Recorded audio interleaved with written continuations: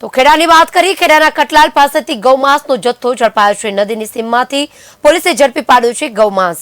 કટલાલ તાલુકાના ખોખરબાડા પાસેથી મળ્યું છે ગૌમાંસ। 600 કિલો જેટલું ગૌમાંસ મળી આવતા તપાસ હાથ ધરવામાં આવી છે। ગૌમાંસ ક્યાંથી લાવવામાં આવ્યું છે, કોણ વેચી રહ્યું છે, આ તમામ બાબતે તપાસ હાથ ધરવામાં આવી છે। ખેડાના કટલાલ પાસેથી ગૌમાંસનો જથ્થો ઝડપાયો છે। નદીની સીમમાંથી પોલીસે ઝડપી પાડ્યું છે ગૌમાંસ। કટલાલ તાલુકાના ખોખરવાડા પાસેથી મળ્યું છે ગૌમાંસ।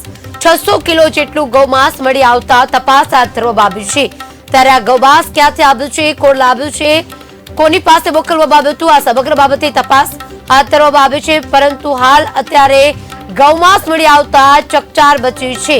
600 કિલો ગૌમાંસનો જથ્થો મળી આવ્યો છે। ગૌમાંસ મળી આવતા તપાસ હાથ ધરવામાં આવી છે।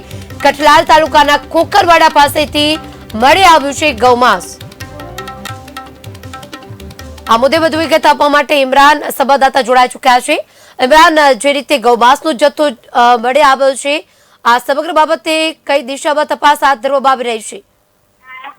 જી માહિતી આપી દઉં કે કરવામાં આવે તો કટલાલ પોલીસને એક બાતમીદાર દ્વારા બાતમી મળી હતી કે ખોખરવાડા ગામમાં નદીના સીમ વિસ્તારની અંદર ગૌમાંસ તટસ્થ થયું છે તેવી બાતમી મળી છે। ત્યારે પોલીસે સમગ્ર બાતમી આધારે તપાસ વહેલી સવારે ખોખરવાડા ગામની અંદર તપાસ કરતા જે ગૌવંશનું કત્લ થઈ રહ્યું હતું તેને ઝડપી પાડ્યું હતું। કુલ મુદ્દામાલ 1 લાખ ઉપરાંતનો મુદ્દામાલ ઝડપી પાડ્યો હતો અને એક મોટરસાયકલ પણ ઝડપી પાડી હતી। અને આ તો જે જગ્યા ઉપર ગૌમાંસનું જે કત્લ થઈ ગયું હતું તેને લઈને ખોખરવાડા ગામની અંદર ફફડાટ પણ વ્યાપી ગયો હતો। અને હાલ તો જે ગૌમાંસ છે, જે ઘણા સમયથી જે ગૌમાંસનું કત્લ થઈ રહ્યું હતું તેની કટલાલ પોલીસને બાતમી તો મળેલી જ હતી, પણ બાતમીના આધારે પોલીસે જગ્યા ઉપર રેડ કરતા ત્યાંથી જે ગૌમાંસનું કત્લ કરતા હતા તે લોકો ત્યાંથી ફરાર થઈ ગયા।